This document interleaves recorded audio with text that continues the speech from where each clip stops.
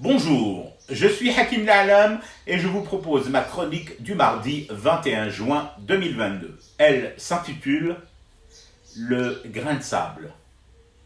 Il y a comme ça des dossiers que l'on pense mineurs, sans réelle importance ou pas prioritaires pour un dinar et qui pourtant peuvent disqualifier toute votre démarche.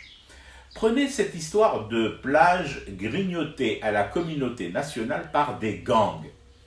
À la réflexion, le verbe grignoter me semble plutôt timide, voire timoré.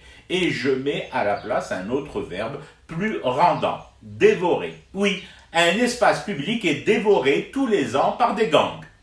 Je refuse d'emblée les éléments de langage des apôtres du populisme qui viendraient m'expliquer que la jeunesse désespérée doit pouvoir travailler même dans le squat des espaces en théorie libres d'accès du territoire national.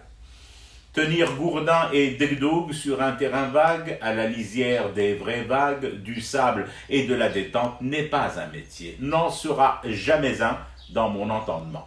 Vendre des pétards au Mouloud, des boîtes de fromage périmées sur le trottoir, louer un local de vulcanisateur pour en faire une cahute de vente de zlabia et de qalbelouz durant le ramadan, non plus.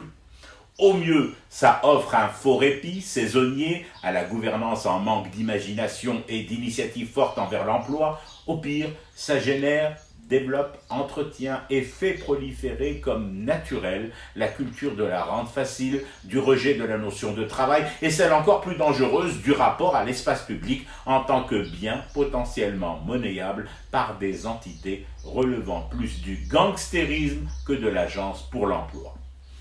Alors bien sûr, les vidéos de citoyens choqués par les affrontements très violents entre parkingers et plagistes attableurs parasolistes bessifs sur la plage des Canadiennes, entre les communes de Ain Taha et Harawa, dans la wilaya d'Alger, ont fait finalement réagir les pouvoirs publics. Des escouades de gendarmes ont déboulé là et ont fait le ménage.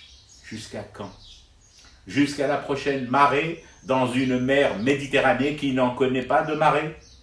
Nous pourrions nous satisfaire de cette action musclée de Darky, nous pourrions. Mais même en me forçant, je ne peux pas, je n'y arrive pas vraiment. Parce que d'ici une semaine, 2 ou 3 atouts cassés, tables, chaises, parasols, gourdins, degdoug et assassinats dans les parkings sauvages, sous les yeux horrifiés des familles, des enfants, vont reprendre.